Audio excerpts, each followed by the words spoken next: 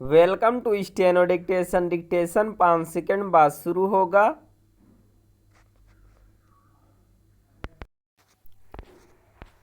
Start.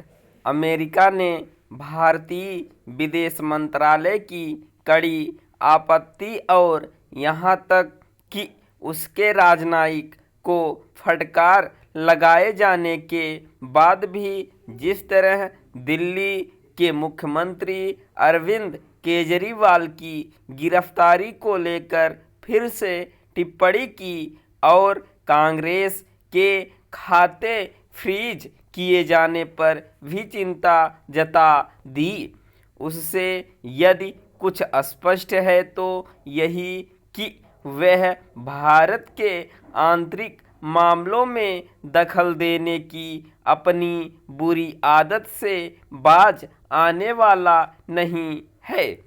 वह इसकी जानबूझकर अनदेखी कर रहा है कि केजरीवाल को तब गिरफ्तार किया गया जब हाई कोर्ट ने उन्हें राहत देने से मना कर दिया। इसी तरह यह भी किसी से छिपा नहीं कि आयकर विभाग की कार्रवाई पर कांग्रेस को हाई कोर्ट से कोई राहत नहीं मिली।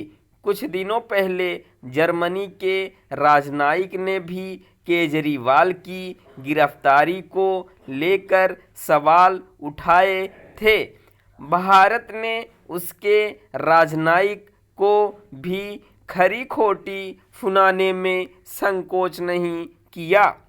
जर्मनी को तो यह समझ आ गया कि उसने अपनी हद पार की, लेकिन अमेरिका अपनी हद में रहने को तैयार नहीं दिखता।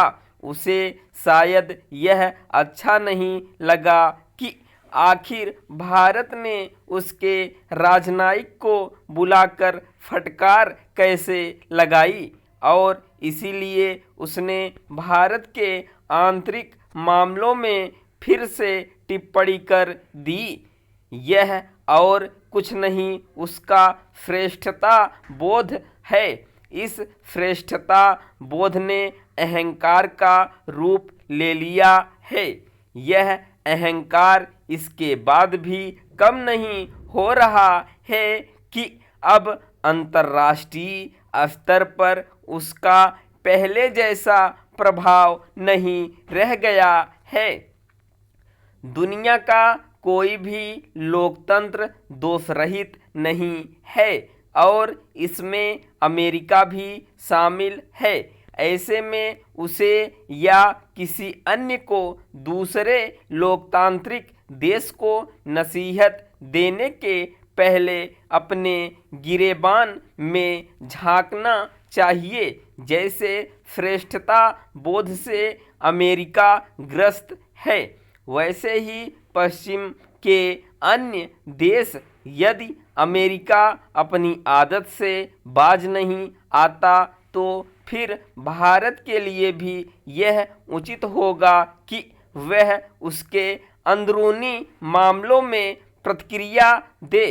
कम से कम उन मामलों में तो दे ही जो भारत और भारतीयों के हित से जुड़े हैं।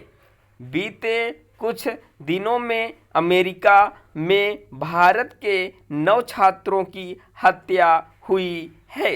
क्या यह उचित नहीं होगा कि भारत अमेरिका से कहे कि वह भारतीय छात्रों की सुरक्षा को लेकर गंभीर नहीं? इसी तरह भारत को यह तो अवश्य ही कहना चाहिए कि वह अभिव्यक्ति की स्वतंत्रता के नाम पर खालिस्तानी आतंकियों को जानबूझकर पाल पोस रहा है। अमेरिका एक ओर तो अभिव्यक्ति की स्वतंत्रता का चैंपियन बनता है और दूसरी ओर विकीलीक्स वाले जूलियन असांजे को ब्रिटेन से लाकर दंडित करने पर तुला है, क्योंकि उन्होंने उसके काले कारनामे उजागर कर उसकी पोल खोल दी थी। अमेरिका किस तरह दोहरे मापदंड अपनाता है, इसका एक उदाहरण नागरिकता संशोधन कानून यानी CAA पर उसकी आपत्ति से भी मिलता है। खुद उसने CAA जैसे कानून बना रखे हैं, लेकिन उसे भारत के इस कानून में खोट दिखता है। स्टॉप।